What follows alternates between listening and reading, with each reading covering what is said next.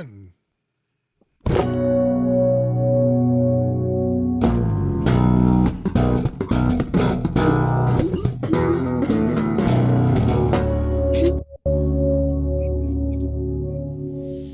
everybody, welcome to What Drives Us, episode repeating theme song. That's not actually the episode. Welcome to episode 408 for Wednesday, March 17th. My name is Russell Frost. I am your host for this evening's adventure in sustainable mobility and advanced tech. No, wait, that's backwards. Advanced tech mobility and sustainable energy. No, I have not been drinking Irish anything.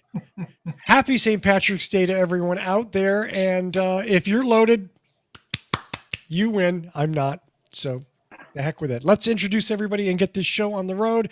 My co-host in the bright, not Irish green hockey sweater, Mr. Tony Schaefer. Oh, wait, it is.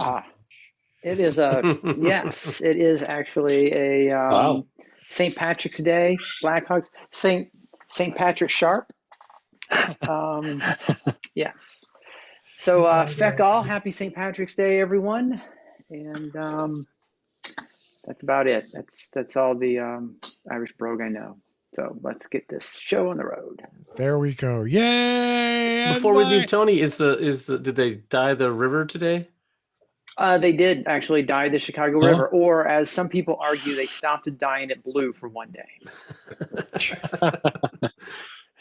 That might actually be, yeah, we're going to leave that there. Our fine other co-host, Georgia McKenzie. Hey, everybody. Hope you all are having a great St. Patrick's Day. There you go. Thank you so much. Our friend in Canada, Mr. Mark Coughlin. Hello, everyone. Welcome to the show. And my question to Tony is, do they dye the tap water green as well?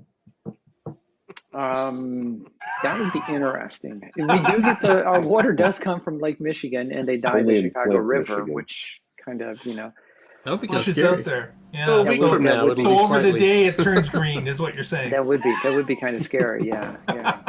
Mommy, the water's green. Brush your teeth anyway.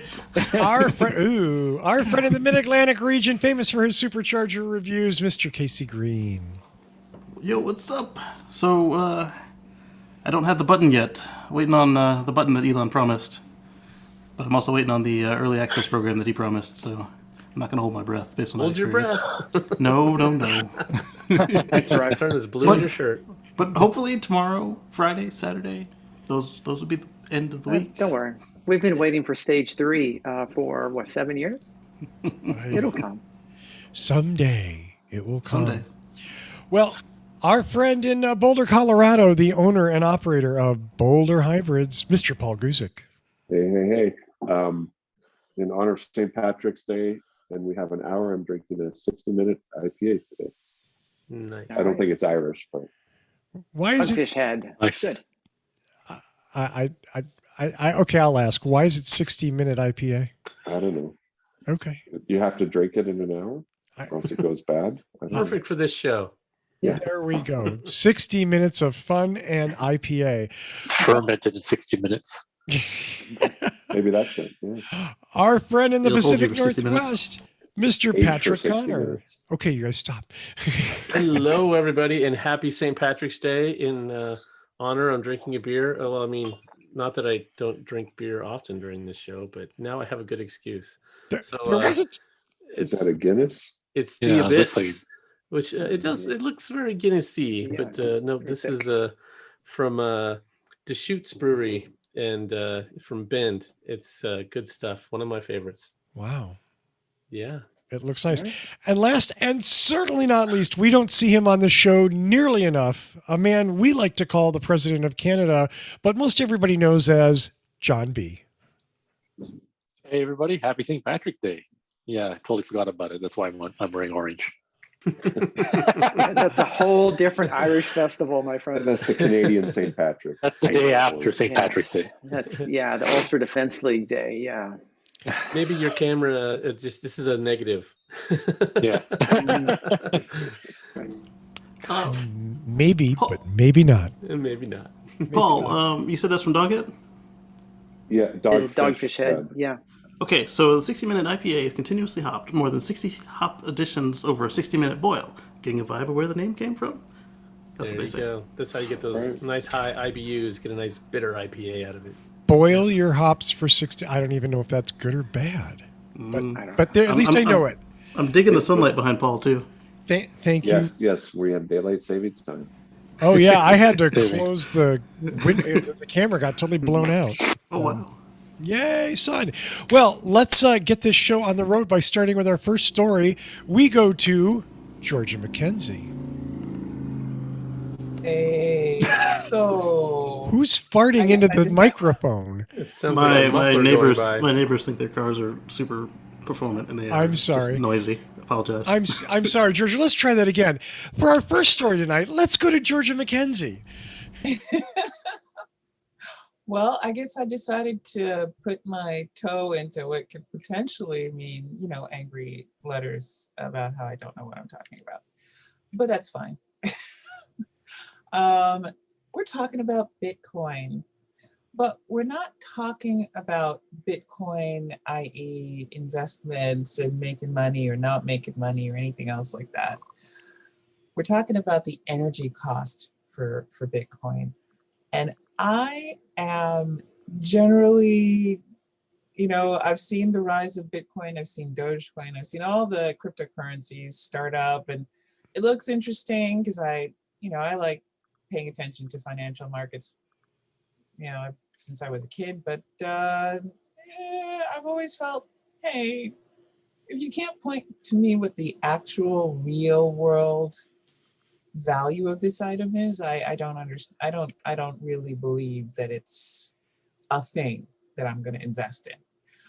But studies are now showing that the cost for Bitcoin is outrageous, and I'm actually going to send it to you guys later to include in the report. But it's a report granted by B of A, a research report saying that the CO2 emissions tied to the world's biggest cryptocurrency are equal to that of Greece. Bitcoin is one of the largest producers of CO2 emissions over almost everything else. So Yeah. we have the, like in 2019 and 2020, every single thing plugged into Australia's largest main grid consumed 192 terawatts. That's Australia. That's everything Australia uses. At this moment, annualized power consumption of Bitcoin mining is 128 terawatts. What? No pun intended? Uh-huh. How sustainable is this when you have a method of currency that literally consumes as much or more than a nation? So Yeah. I'll take the other side. So it Do you doesn't mind sound if like anybody else is going to. So this is electricity use. Now, if you look at a country's energy consumption, it's far more than just electricity. If you look Right. at all the fuels that they burn, in addition, heating oil and gasoline and other things, so that lowers the percentage for Bitcoin significantly in that scale. And then the other thing is this is if you look at any industry, like take banking and all of the electricity that they consume with all of the transactions that they have and all of the branches and ATM machines, or if you look at television, I think like Fox News is a complete waste of energy, in my opinion. I don't think they provide anything valuable to society, and that there could be a whole lot better uses for that energy. And They serve ads. Yeah, and I completely disagree with this assessment. The fact that it's put out by B of A, well, they don't have a vested interest in trying to put cryptocurrency in a bad light, do they? No, yeah, just a little bit. And as we move our grid and make it more renewable and green, then that's going to just make this a whole lot better, which you can't say to other types of energy consumption that are not electrical. And so these the big miners are putting up in places where electricity is cheap, and that's usually because it's renewable and in abundance. So, and I have to admit, I'm biased. I bought Bitcoin in 2015, and it's done really well since then, and I've made a whole lot of money on it. So, yeah, that's why I'm on the other side of this argument. But I understand. you said that they're in places where energy is cheap, like Eastern Washington, upstate New York, Iran, Inner Mongolia, China. 8% of the world's Bitcoin mining is based in those regions, and they're being thrown out because of their energy usage. They're being told to leave because they're destabilizing the grid.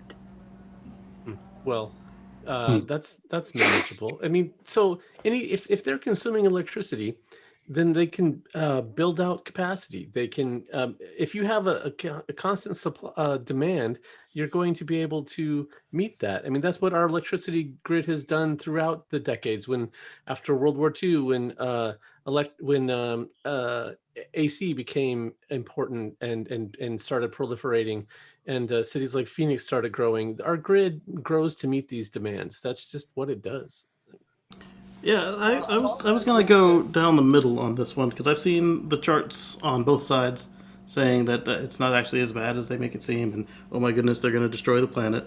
And I will say that if my power company decides to start charging me for all of my kilowatt hours from my solar panels, I might burn them up into a Bitcoin machine. Because then, I'm still making the solar, but I'm not having to take the panels off my house. Well, now that I think you should. If you are over generating solar, I honestly think you should turn that into Bitcoin. You should make money off of that. I think is perfectly fine. It's when we are burning more fossil fuels. I agree. Yeah, we need to get off just fossil spit fuels. out a whole bunch of 64-bit numbers, just random numbers, just to maybe find the word of the day and make a couple 0.00000001 Bitcoin. Then hey, yay! But yeah, like Patrick said, as the grid gets greener, then hey, maybe Bitcoin gets greener. But the grid's not green. It's not green yet, and they're chewing up so much energy to generate these Bitcoins that they're like George just said. I mean, there's as much energy consumption as grease. And electricity, not energy. That was of electricity. Okay, as much electricity. Is there that much renewable electricity available to them where they are generating it? If the answer is yes, then awesome. If not, then they're burning for fossil fuels. Period. I would say if they're not running their own solar, hydro, or wind plant, then no, there probably is a good bit of fossil in there. One point, because it's not just the energy consumption. Not just the global energy consumption, not just the electricity consumption. There's also the resource consumption of burning through chips and cards. Because I think I can remember when a graphics card was not running you $800 to $1,200 for a decent one until Bitcoin mining became something that really was consuming that. And then you have the entire supply chain of graphics cards and chips with mining in vulnerable countries where exploitation of workers and the governments for these rare minerals. We're talking, look at the infrastructure development China is basically doing in Africa in order to have better market access so they can create more chips. Things like that. So it's a holistic problem, and I personally don't care. I don't care what you want to invest in. I think the discussion that needs to be had is not, no, everything's perfectly okay because it's Bitcoin, or, oh, it's terrible because it's Bitcoin because we want to stick to whatever rational currencies we have. It's how do we make it sustainable? The discussion has to shift from yes or no, I'm on this side, I'm on that side, to this is what we're seeing, this is what it's doing. These are the applications that we can do to make it better. So before anybody writes in about George is against Bitcoin, I don't give a flying anything, okay? I might invest in it, I might not. I've thought about it. But what I want to see is where's the progress to make this a greener, more sustainable currency? And I think we're not going to come up with any solutions because Lord knows we're not really going to do that. But I think that I prefer to have that discussion and to see people investing in making Bitcoin a sustainable method of mining for currency than to argue about whether or not established banks are putting out a biased report. Because the honest to goodness truth is, if you're pro Bitcoin, you're biased. If you're anti Bitcoin, you're biased. But the facts and the data say Bitcoin eats up a lot of resources. Well, And we right. have You to could start you accepting could that. level that same thing against anything that consumes electricity. And isn't it interesting that maybe, excuse me, maybe that's a fair thing to level against it. If it's just another way of it's just another method of resource extraction whereby a small group of people with some technological assets can leverage electricity, an enormous amount of it, and make themselves rich. Why do we want, as a society, why do we want to support that? Well, to add on to all of that, where Georgia mentioned the graphics cards, yeah, they used to be downright affordable, and even this year's models are supposed to go for $600 to $1,000. If you can find one from a scalper, you're looking at $2,000 to $3,000 if you can find one. Speaking as someone who just upgraded their machine a few months back and was just like, holy shit, it's really that much? Okay. Oh, yeah. All I'm saying is I started off when the tech boom started, when it was supposedly this egalitarian, open startup market in the Bay Area, and everything people are dealing with now where they're understanding implicit bias in the tech industry and social media giants and all the, oh my God, you mean it really wasn't a meritocratic society? It's just all, it just happened to be all male and all white. And I'm like, no, I remember trying to break in and it was really, there was just no way in. So that's going back 20 years. I have zero interest in creating a technological boom that's only going to really benefit a small bunch of sociopaths. So let's, there's a big discussion that needs to be had. And unfortunately, only the consumers who are invested in it, like Patrick, are able to make a change and say, let's find a better way to do this. I mean, yeah, because if Patrick has enough shares and he goes to the group and says, "Hey, I'm going to cash out if you guys don't, invest in more solar or wind or whatever," they're probably going to listen to him. So why don't we all start a new currency called Green Coin, where it has to be certified from renewable energy, and they get Elon to tweet about it, and we'll all be rich. We can do There you that. go. Yeah. All right. A new coin offering. Here it comes. It could be done tomorrow, probably. Yeah, we could just skip to step 3 there, get Elon to tweet about it, and we all be rich, and that's the secret. Yeah, that's about it.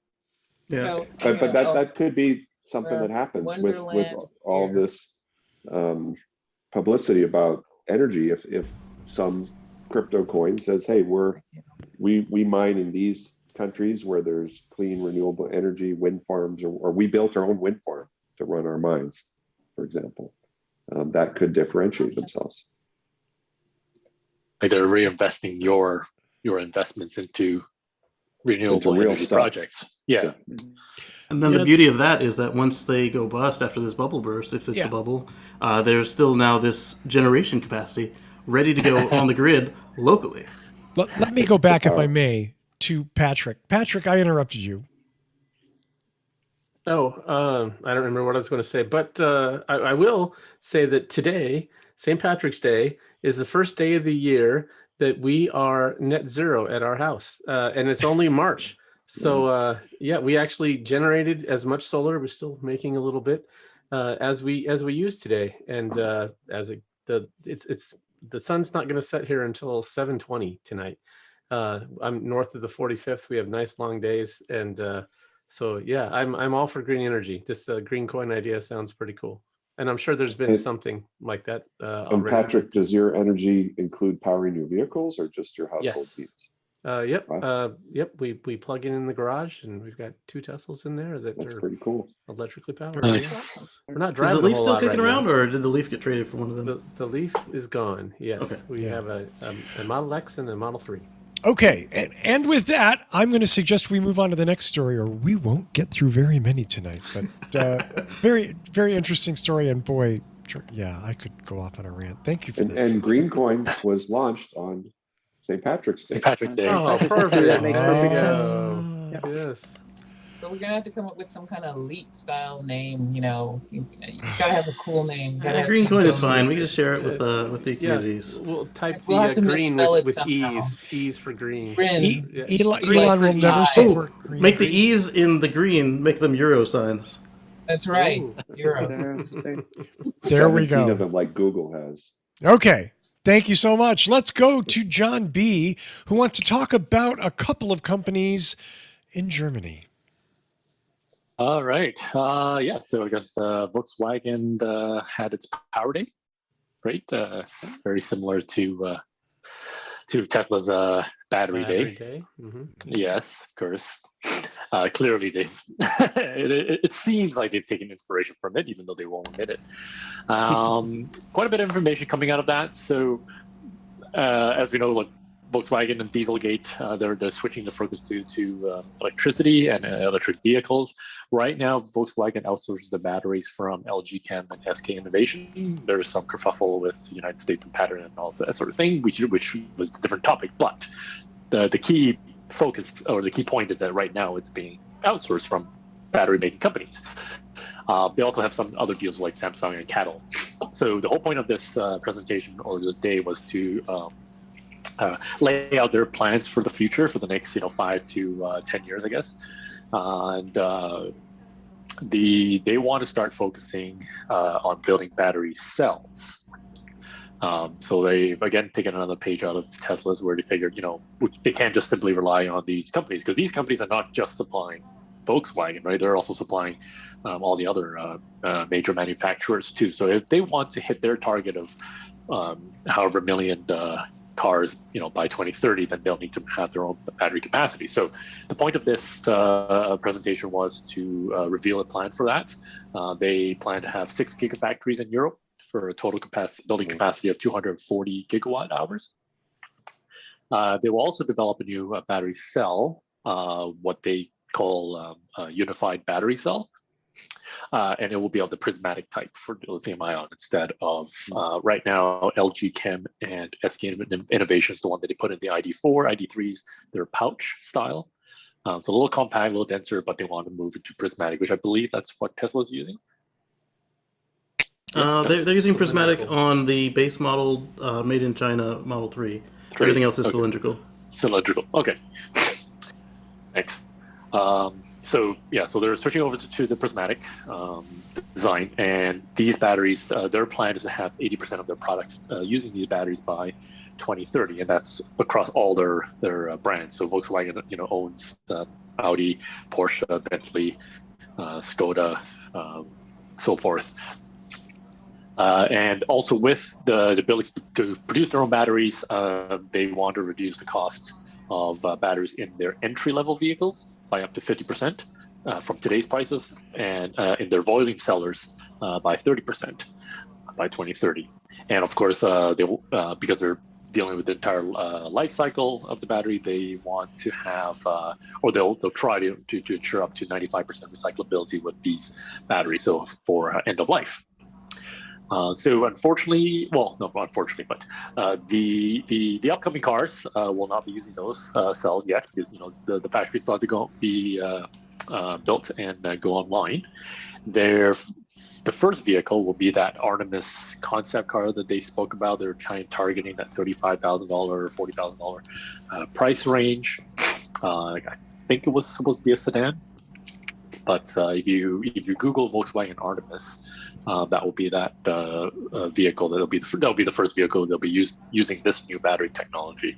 And I think the target release date is 2025, 2026. Also, they did touch on their little deal with QuantumScape. So of course, they still see the solid state as the end game. and they're still targeting a 2025 timeframe. Again, presumably that will start off as a limited production, or limited volume vehicle, something high end, and then eventually it'll make its way down to their other products. So, kind of the summary. So Volkswagen sees a whole bunch of battery types for their upcoming vehicles for the next 5 to 10 years.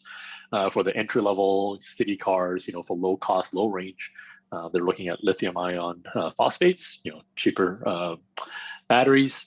For the volume ones, they're going with lithium ions with high level of manganese to kind of reduce the amount of nickel and eliminate the amount of cobalt in the batteries. Some vehicles will still continue with the current lithium ion nickel manganese cobalt, the NMCs, and of course then eventually they'll shift everything to solid state. So that's rough the gist of Volkswagen's Power Day. And then shifting over to the competitor, I guess BMW just yesterday revealed a bunch of specs for their 2 upcoming electric vehicles. The i4, which will be kind of like a 4 Series electric vehicle, and the iX, which was the iNext NEXT concept car. That's their electric SUV. Just blasting through the i4. It's a 4-door, coupe, grand coupe sedan vehicle, 525 horsepower top spec version, targeting a max range of 300 miles EPA rating, and a performance of 0 to 62 miles per hour in 4.0 seconds. It will also debut the iDrive 8 infotainment system, so they'll have a large curved dashboard. It'll be kind of like Mercedes, where there'll be 2 different screens, one for the instrument panel and a larger one for the infotainment system, and it will expand on the digital key that's currently out for the 5 Series, 530e, I guess, plug-in, and we'll have integrated Apple Maps. The iX SUV is also targeting a 300-mile EPA range. BMW wants it to rival the Model X and e-tron. The battery pack looks to be 100 kilowatt gross, DC fast charge up to 200 kilowatts, so 75 miles in 10 minutes, or 10 to 80% in 40 minutes, under 40 minutes. The AC charger will be 11 kilowatts, so empty to full in about 11 hours at home. They're targeting a price of starting at a mid $80,000 range, 500 horsepower on dual motor units, and 0 to 62 in 5 seconds. The iX will come in xDrive 50 trim level in the US. That will allow some highlights, I guess. The driver can choose 3 levels of regen: low, medium, high. If you shift to B, it will eliminate the creep and introduce one-pedal driving. The iX also has a lot. BMW is kind of tuning a lot of recyclable materials in the iX SUVs, so it's stating that up to 50% of its aluminium is from recycled aluminium sources, secondary sources. They stated that 132 pounds of plastic in the iX is recycled. It's made from recycled plastic. The carpeting and the floor mats are made of synthetic yarn from recycled nylon waste from fishing nets. And they also stated that more than 20% of the thermoplastics in the iX are all recycled plastics, recycled materials. So they're kind of pushing the forefront of, electric vehicles, as well as recyclability. And they also touched on the plans that they plan to have 25 new electrified vehicles on sale by 2023 worldwide, but it did say that the majority of those will be all electric. And that was a blast through of the 2 news out of Europe. Nicely done, John. The Apple Maps thing, is that, do they get a discount? Do they get a kickback? I don't know, because I'm thinking, like, if it's integrated Apple Maps, does that mean that iDrive 8 is running Google Android Automotive?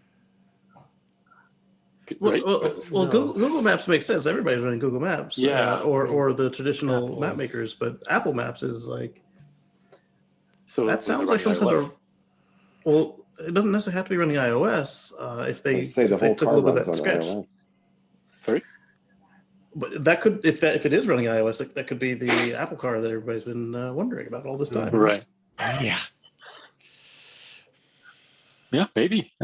Didn't touch too much about it other than they just said integrated Apple Maps. So Yeah, that So is what that that is an means is interesting detail. instead of like engineering infotainment, they give you like an iPad 2 and you Velcro Plug to it the in. dash. Yeah, Just that would slap be it up better there. than most in-car infotainment That's systems. true. Yes, it really would be.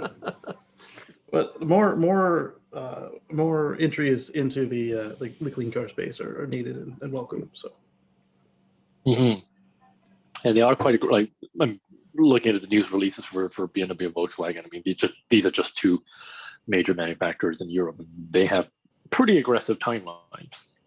they must. Yeah. I mean, a lot of the places they participate have bans coming up on buses. That's Right. true. By 2040, right? Or 2030. 2030, 2035, 2040, depending on which country we're talking about. Yeah. Yeah. Yeah. Well, thank you very much for that, John. I appreciate it. Let's go to our next story tonight, which is Mr. Mark Coughlin's weekly, oddly enough titled This Week in Tesla feature. Because of course there's no news this week whatsoever. Thank you very much, Mark. Let's go to the next story. And we're out. As I like to Or there's just too much to report on, one or the other. So we're going to start with just 3 stories this week. And the first one is a new supercharger has been outlined. A permit has been provided for the most northerly supercharger in all of North America. So it's a suburb of in Alaska. Is it Tuktoyaktuk? Yeah. Tell me it's Tuktoyaktuk. Tuktoyaktuk. Tuktoyaktuk. Okay. And this particular supercharger has a permit, and of course, it's completely off the beaten path from all the other superchargers. Because as you know, in order to get to Alaska, you have to travel through British Columbia first of all, out of Washington through British Columbia and back into Alaska, up a lot further up. So, Yukon. This is going to be a supercharger by itself for quite some time. Obviously, the hope is they will build superchargers along the Alaskan Highway through British Columbia and connect it with Whistler in British Columbia, where currently that's the most northern part of the road in British Columbia. So it's good to see that Tesla's expanding, and of course, there's no problem in building in northerly climates. Take a look at, for example, Norway and Sweden. They're much further up in northern temperatures, and of course, they have a robust charging network Tesla operates there. So good to see, and we're hoping that they start to do the work on that Alaskan highway soon. Second, want to talk a little bit about full self-driving beta. And of course, Kacey is dying to get his hands on this. He hasn't yet, but we're hoping he gets it soon. But Tesla did double up the amount of FSD beta testers to 2,000 recently with their 8.2 version. And they will be going 10 times more of that with the 8.3. But what was interesting in this article, and was great to see, is that not only did they double the amount of FSD beta testers, but they've taken away some of the FSD beta testers, the ones that were not doing a good job, and of course, possibly really giving Tesla a bad name, because a number of these YouTubers and people that want attention were using this to, just make videos, to sleep in the back as the car drove itself, to not actually participate in trying to get the beta move forward with edge cases and finding out how the service works in different scenarios and different traffic situations. So it is good to see that at least Tesla has moved on some of these bad actors that were giving Tesla a bad, or could be giving Tesla a bad name. If there was an accident to happen while these guys are trying to put out videos, obviously the spotlight would remain on Tesla, that why are they letting these people try these things on roads with their cars? And it's good to see that at least they've noticed some of these people, these bad actors, and they've removed some of them. So 80, hopefully 60 that idiots. will remove the temptation for people just to make videos for them, because really it's a personal thing. All they're doing is trying to increase their fame. They don't care what they're doing. They're just trying to get people to watch their videos. So it's great to get these people weeded out if we can. Obviously, you can't get all of them, but let's get some of them out of it anyways. Those are the very people that we keep hearing all the fear mongering about in the news. Oh my goodness, they're beta testing in the public. Oh, they're putting my life in danger. Yeah, exactly. So you need to give it to Kacey so that he can put it on his channel and drive up his views. Well, at least we would know that Kacey wouldn't be one of these guys that tries to go to sleep in the back of the car as the car drives itself and his Right, I was mother's just being filming. facetious. Like Yeah, he'll it's be just responsible. it's completely a different story from informing people what's coming and how it works compared to trying to be famous yourself. That's really what we're trying to avoid here. Oh, But wait, 3 can pointers. you- Can I shoot from the passenger side of the car while it drives itself? Yeah. I'm not Can gonna you do that, but that's surfboard stuff on top of the car a la Teen Wolf while it's driving down the interstate? Yeah, That's why standing on the very surfboard. first version of Autopilot, we had the seatbelt required feature creep in on the very first update because some dooflunky was out the sunroof. There is like no way for people to not mess up things. Right, Just- right. The good thing is that at least while it's in private beta, all the people that are giving it a bad name are getting kicked out. But Yeah. Is that I really don't the know. case, though? I mean, do we know that all the bad people are getting kicked out? No, and- you don't know all the bad people. Right. But I you mean- do know that they are looking and they're eliminating YouTubers. people. So it's at least a good sign that they understand what's going on and can police it in some way. Right. And then And- Elon didn't deny that he wasn't looking, well, not he personally, but that they weren't looking through the camera on the Model 3 and Model Y to spot people who were looking at their phones and stuff. He didn't deny it. Really? Yeah. In fact, the AI already set targets distracted, sleep, or on phone. Those are some of the categories that it automatically labels on your videos if you're in the program where your camera is set to relay. And the last story we'll touch upon is a bit of news that we've talked about for a while in the Tesla Life, which is the other program you should tune into if you like Tesla news. We do a show weekly that can be found on YouTube called The Tesla Life Show, if you want to look that up.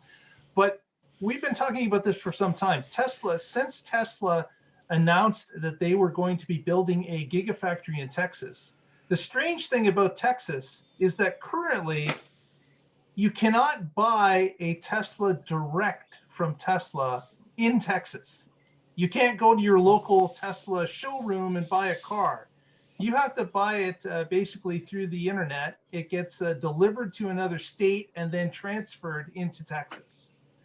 The same is true with servicing in Texas. If you want to service your car, they do have a service location in Texas, but you got to call California so they can call Texas to set up an appointment to get a note back to you as to when you can bring your car to that Texas location. So Wow. the Automobile Dealer Association is what has put this monstrosity paperwork in place to try to deter and make it difficult for people that own a Tesla to purchase and then service their vehicles in the state. Now, you can get those things done. It's just a bit of a pain in the butt. So we were always wondering on the show as to why would Tesla build a billion-dollar factory, employ thousands of Texans, and still have this rule in place? Well, apparently, right now, the Texas legislature is sitting. They only sit once every 2 years, by the way.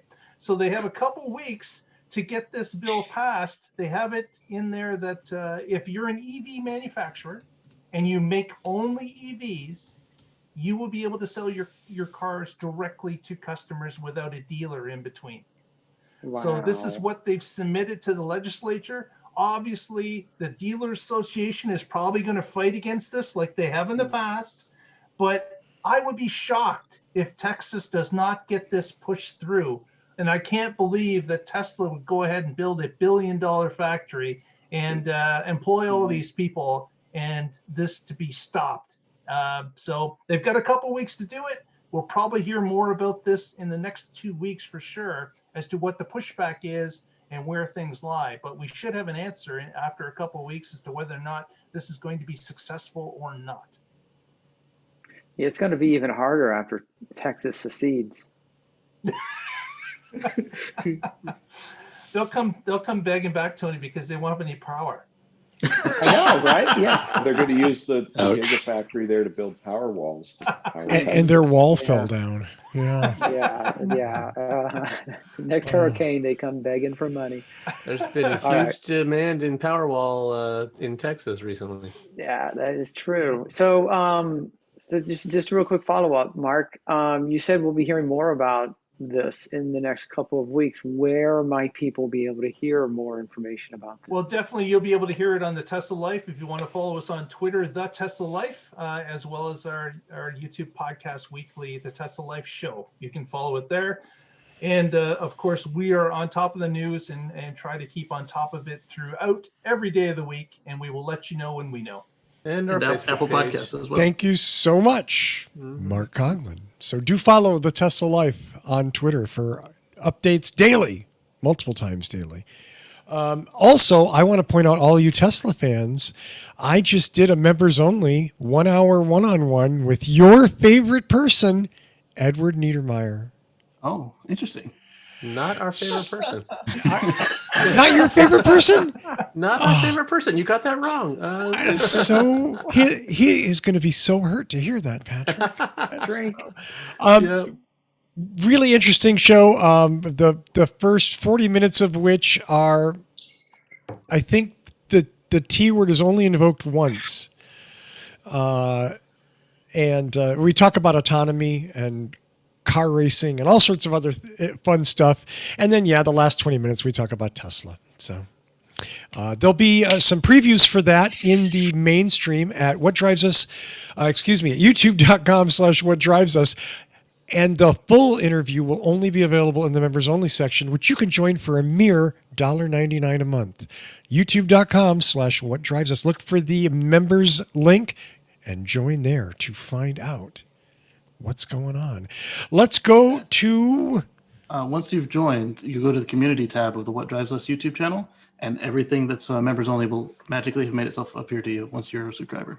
There Right. you go. And one of the things that's on there, John B. was talking about Volkswagen earlier and whether or not they're going to be able to deliver on all these grand visions they have for electrification. Russell and I had a nice long discussion about that. Yeah. We You'll did find it indeed. there. Absolutely. A very good discussion, by the way. Our next story is something that hits very close to home for me because I drive an older Prius, and they are one of the prime targets of this, but not the only target. Just in case you think you're safe because you don't know a hybrid. Let's go to Paul for a story about Cat Burglars. Yes. So big thorn in my side as a shop owner, and more importantly, my customer base, is catalytic converter theft.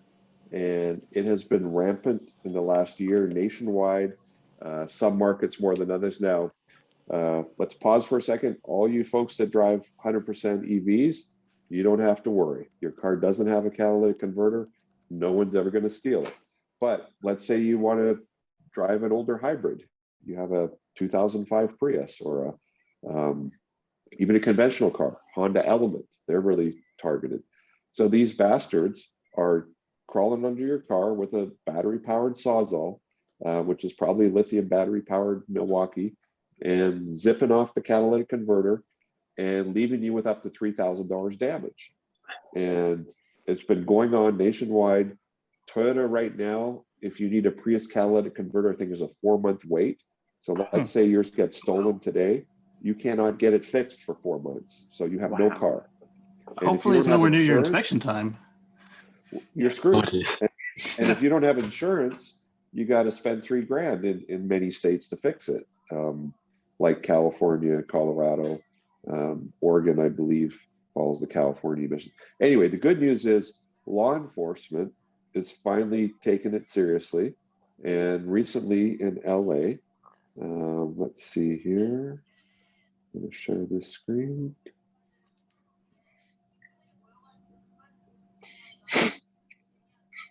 While you're pulling that up, Paul, I'll mention that this is a problem in Oregon as well. And in fact, our legislature just proposed a bill that would get rid of the market for these, and that the recyclers or people who are buying them would only be allowed to buy them from recognized locations that should have them, not just anybody off the street.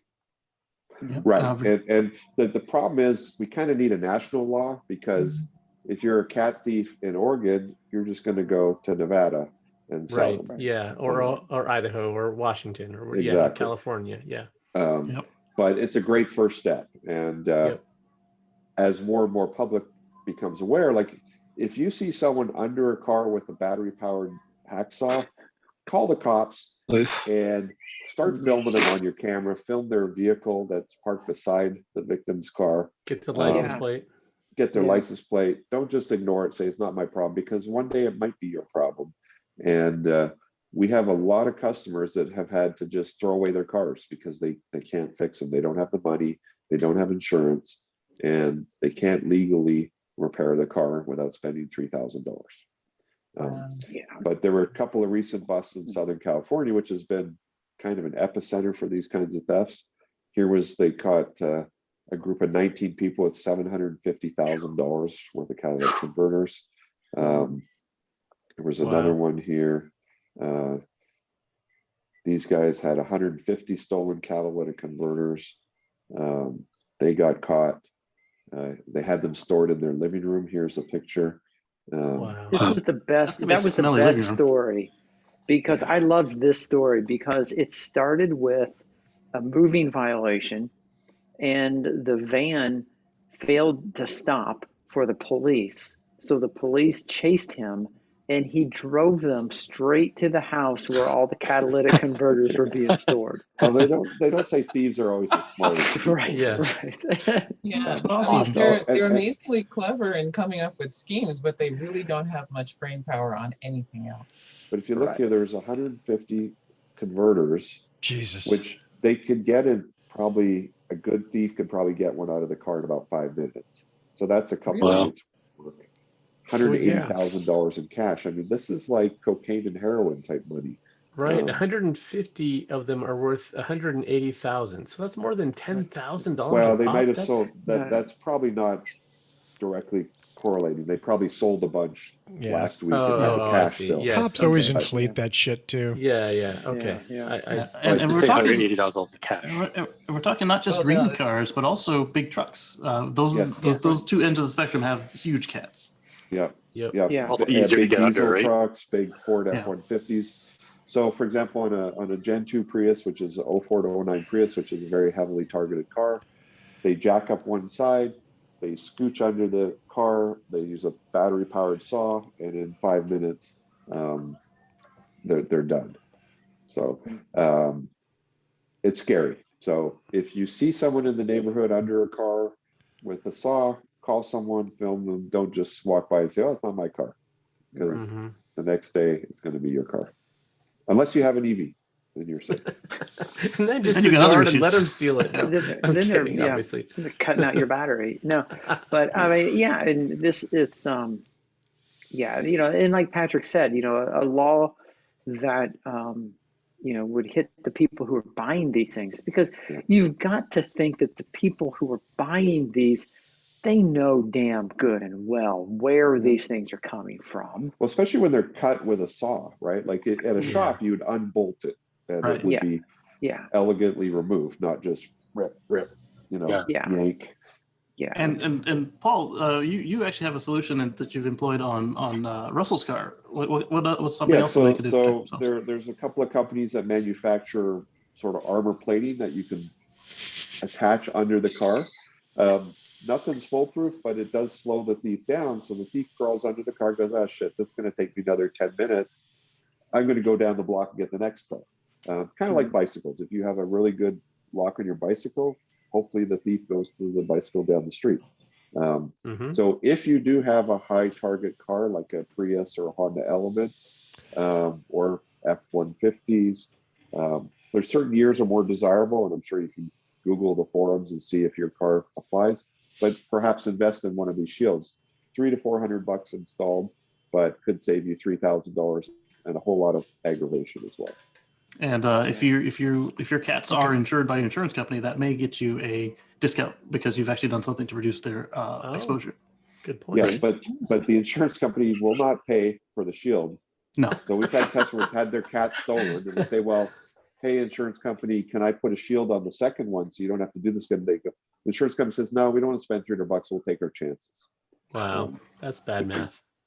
Right. How they operate, I guess. That's the insurance business. Thank you, Paul, for that story. Let's go to our next story. Tony has news about an exciting new EV from Kia. Yeah, so I am going to, let me make sure I've got this for this. So I'm going to start because what's interesting is we don't even have a lot of information about this.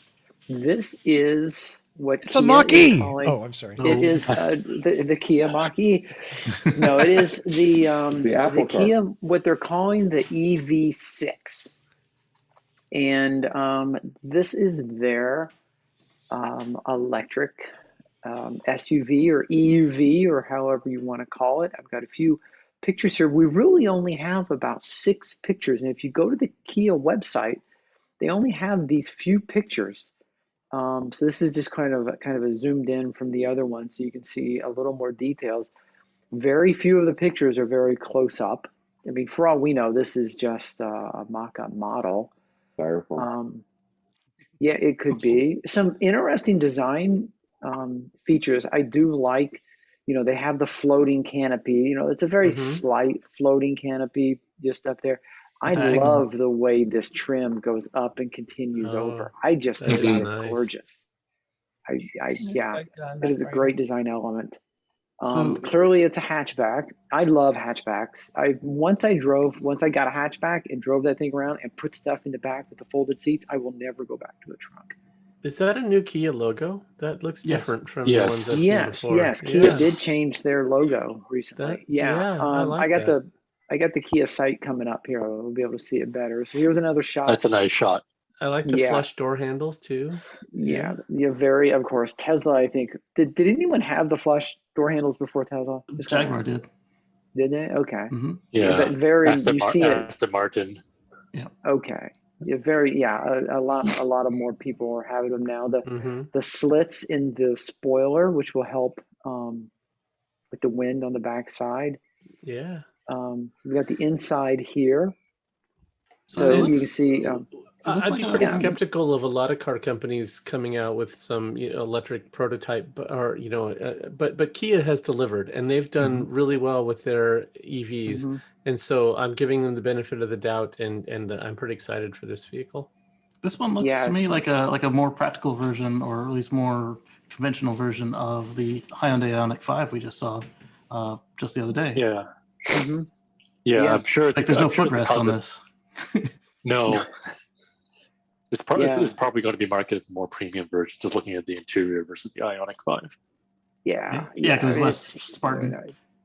And then the interior from the other side. Come a long way from when Kia entered the U.S. market with their shift box. Yep. Yeah. Hopefully, it still has the little bell when the doors open. Sepia. Yeah. But I like it. It's a very practical, very conventional. So it's not a huge leap for someone coming from a conventional car to get in here and then where is everything? They've put the gear shift and the power button are right next to each other. So you have those right there. You see 2 very large screens here for the dash and infotainment. Thumb controls. Again, very conventional, but still pushing towards the future. And then my apologies, of course, to everyone who's listening to the show on the audio version. This is the visual portion of the show. Yeah. So at this point, you'll have to jump over to YouTube. But so here is the website. You go to Kia.com and you can look it up and you can see the site for it. And the reason we don't have a lot of information, the reason I haven't said anything about battery size or 0 to 60 or distance or anything is because they haven't revealed all that information. That is going to be on the 30th of March. Part 2. Yeah. So is It's gonna- ultra fast charging faster than supercharging? It's 350 We'll have to find kilowatts. out when they We'll tell find us. out on the 30th. Yeah, Is it on Three- Tuesday, 350, 13 There goes to 350 11. kilowatts. is 350, their, 351, whatever it takes. Yeah. I like the way it's called the EV6. So it's like, okay, everybody knows the GM EV1, and we're gonna maybe GM put in a trademark on the 2, 3, 4, and 5. So they're taking the 6. We'll just start at 6. Yeah. But yeah, so that's something coming up from Kia. I think if this is their first full EV luxury SUV type form factor, I'm hoping this hits it out of the park, because I think that is just a very nice looking car. Oh yes. and we don't have to wait long because it is labeled as the 2022 model year. So Yeah. both it and the Ioniq 5 will be, well, the targeted. It's slated to be here by the end of the year. So Yeah. it's not some Yeah. far-fetched concept. It will If be very Kia interesting to stops see. I'm sorry. Playing with their if Kia stops dabbling in the hydrogen stuff, they'll save themselves some money. Oh yes. Right. Probably whenever Japan turns off that faucet, they'll all drop their hydrogen cars like old news. Yeah, exactly. Okay, well, let's move on, unfortunately, because we are running out of time. And we've got a couple of things. Kacey has a story about cars in France. Yes, France and a lot of Europe. So either Russell or Tony has got some visuals for you guys. But Citroën has a vehicle called the Ami. It's more of a NEV, but it's marketed that children as low as 14 years old in France and 17 years old in the rest of Europe can drive this vehicle. And its top speed is about 25, 28 miles an hour. But it's very cheap. It's pretty safe for what it is. And it's so cheap that both door panels are the same door. So on the left side, it opens one way, and on the right side, it opens another way. The inside's pretty Spartan. So is it I like haven't the seen French this Kandi? yet. Yeah, kind of like the French Kandi, but a little less because the Candy's a real car and this is a NEV. So you've got there's no audio, but there's a phone dock, so you can have a speedometer, maps, and all that right there. And it's a cute little car, and it's a good way, like we were saying, that if it was more dangerous for the kids to learn how to drive, we spoke about on another episode, that we put them in tanks, and so they learn bad habits and they continue to drive like assholes. So here it puts a little bit of fear in them, and they learn to drive more respectfully. It's interesting that this car has got that look that you don't necessarily know where the front or the back is. That is The front and back are the same Right. panel. It's Yeah, what color exactly. the lights Whether are it's is coming or whether it's going. front or back. I think the doors being opposite opening on either side kind of lends to that as well. So you're really not sure what the front and the back is. Yeah. That is very weird. Yeah. Yeah. Oh, it's going to be exciting to use this as kids. It's actually brilliant. Yes. It's actually brilliant. It's I got a little bit of mean, range to it too. Yeah. it It doesn't. only weighs 1,000 pounds, Yeah. including the battery. Yeah. Yeah. And it's registered as a quadricycle, so it's a little easier. That's why they're able to get the ages down so low. Yeah. Very nice. Yep. Well, thank you, Kacey. I hate to stop that short. Well, We that's could all there probably was. chat. Yeah, but let's go to our final story to Mr. Patrick Connor. Uh-oh. No, Pat. Oh, Patrick, you're on mute. Audio, Patrick? Patrick? No, you're muted. I'm There we sorry. go. Okay, all right, there we go. Can you hear me now? All right. Yeah, so Texas has a new bill. And you might think that given who they are and what they've gone through recently, they would be embracing renewable energy. But no, that is exactly the opposite of what's happening here.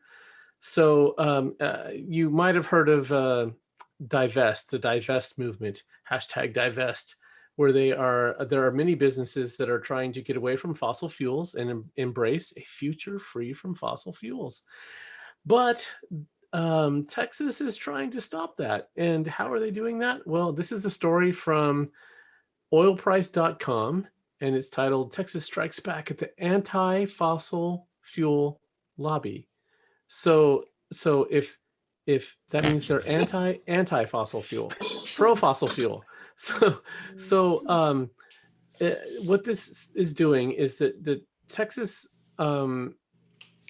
controls several $billion. They have a permanent school fund, a teacher retirement system fund, a municipal retirement system, and all of these total up to, it looks like $46 billion. So not an insignificant amount of money. And if you have a business that has pledged to not use fossil fuels, well, they can use that against you to say none of our state-driven investments are allowed to invest in somebody who is anti-fossil fuels.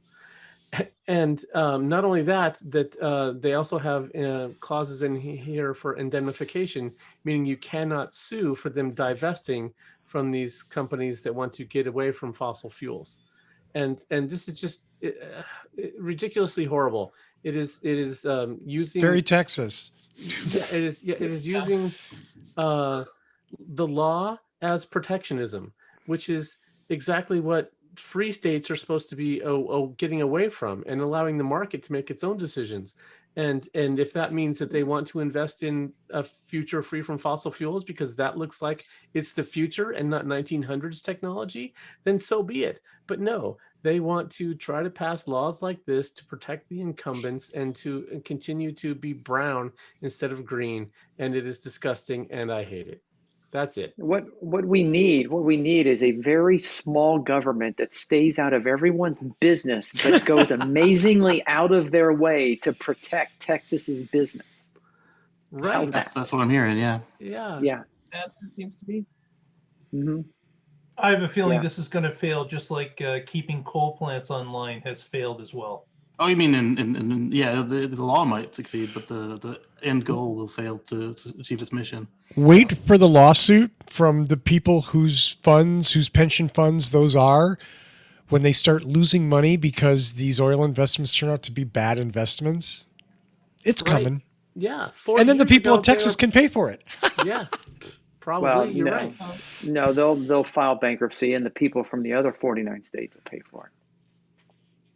Yeah. Because it's Texas, because that's what they do. They take our money and then complain about it. Their government, not necessarily all their people, but their government does this. Crap There's a again and couple of again good and again. people in Texas. Yeah. Hey, Austin, we love you. Trust your state. Not so much. Yes, that's true. Okay, there's that. I do have some friends in Texas. I'm sorry. And there goes Texas. All of our listeners in Texas Right, yeah. just Ooh, clicked off. Yeah, we lost our Texas sure oil they're- baron. If someone's watching in Texas, watching our show, they're probably not too happy with the way their state's being run either.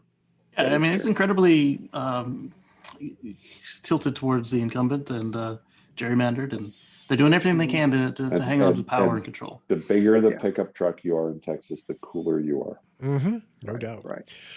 Well, Patrick, thank you so much for that. It is certainly it's an important story, and I mean that in all seriousness, because we're going to see things like this pushback against progress, against good progress, against evolution.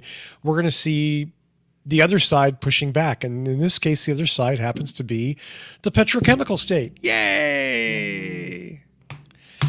So that's all I got. Let's do some shout outs and go home. Let's start with Paul Guzik.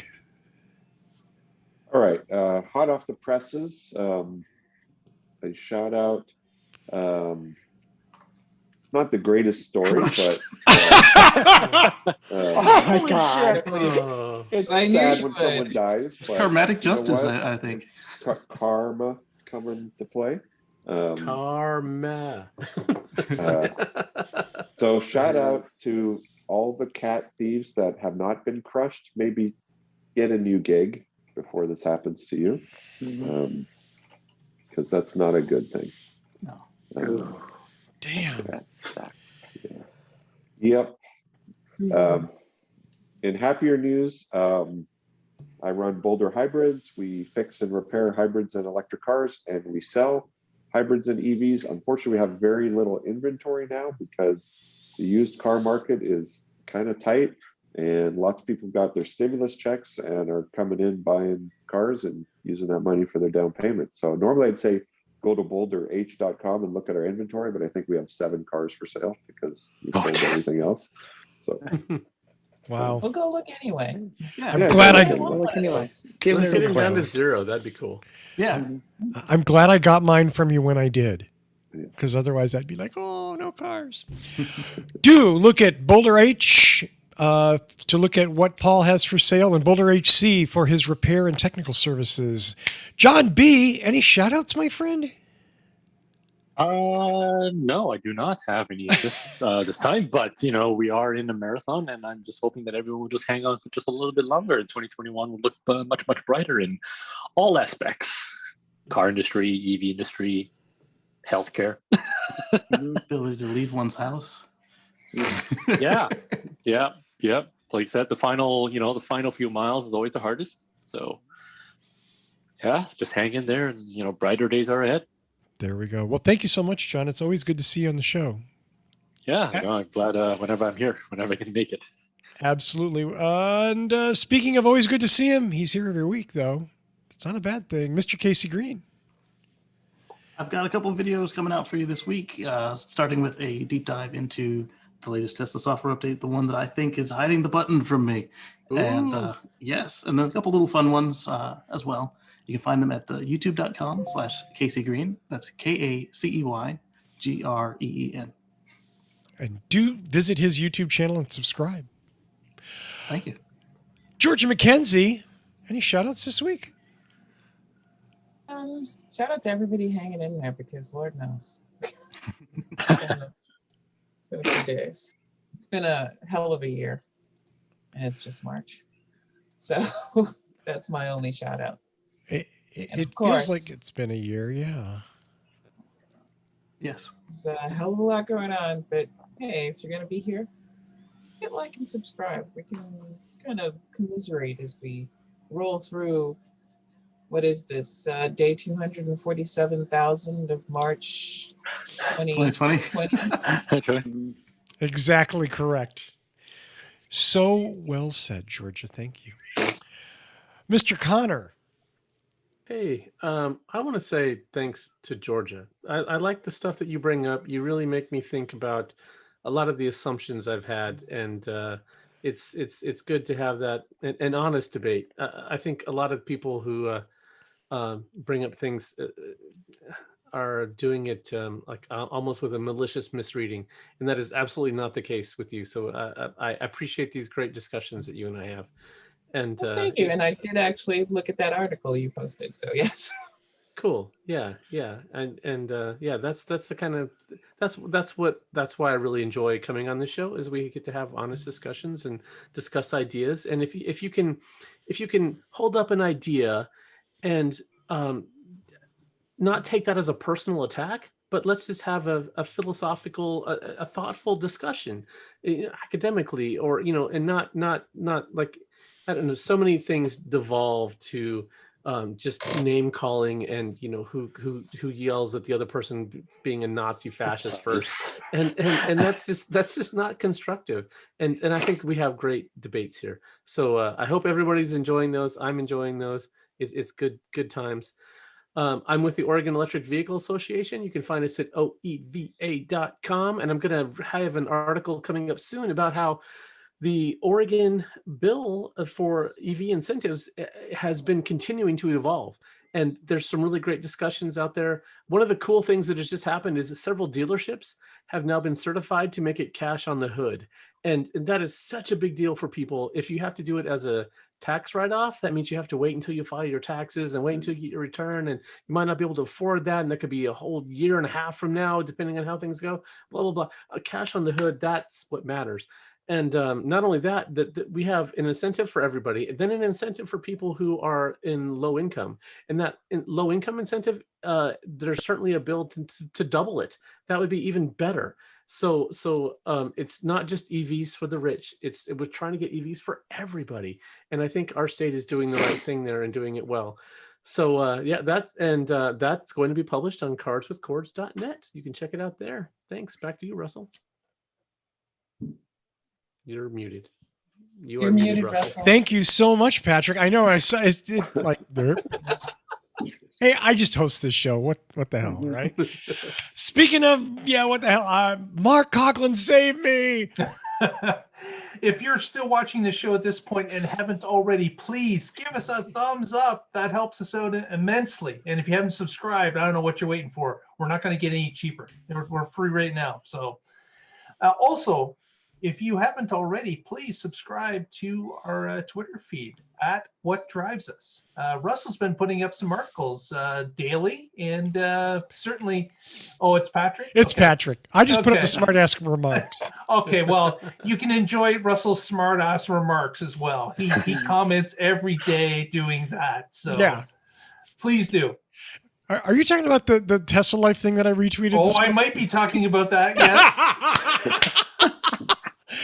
Yeah, I figured. I figured there's a kick in the ass coming from you to me. Fair enough. I'll take it. I deserve it. You really got to work hard to piss off a Canadian. Just Russell. You good job. Good job. my Especially friend. Mark, right? I mean, Mark's not exactly the most. Yeah. Well, I hear you guys are celebrating 4th of July early down there, Russell. Did you not hear What? about this giant fireworks explosion? Anyway, off topic. I got lost. I'm sorry. Tony, please save me. I'm going down. So Patrick was talking about his state doing it right as far as EV incentives, and I live in the greater Chicagoland area, and in true Chicagoland style, they've decided the vaccines are now going to be done in tranquilizer darts. They're just going to walk down the street and do, because that's how we do it here in Chicago. That's how we roll. Everyone line up on the Edens and get your shots. Okay. So, no, that's not real news. I just want to Whole new. if you want to read all the news that we're reading, be sure to check us out online. Twitter, like Mark said, facebook.com/whatdrivesus. And if you use Flipboard as a news aggregator like I do, look for the What Drives Us news magazine, where Philip Barclay and I aggregate the news that we find online related to advanced technology and e-mobility. I think that's it. A shout out to everyone celebrating St. Patrick's Day. You can see my celebration is over. Oh, I know, right? But that's it. okay. Well, thank you very much, Tony. As always, I want to thank Michael Manring for his amazing theme music. Visit him at manthing.com. Buy a song, buy an album, buy something. Even if you have to go to CD Baby, although buy it somewhere else if you can. I want to thank Paul Guzik, Tony Schaefer, Mark Coughlin, Casey Green, George McKenzie, Patrick Connor, and the President of Canada, John B., for his visit and everyone's visit tonight. Thank you so much. Big show, lots of news, lots of people. Thanks for hanging in there as long as you have. Tune in next week and find out what drives us. That's play. Thank you. Yay, Apple products. See you next week, everybody. Stay positive. Test negative.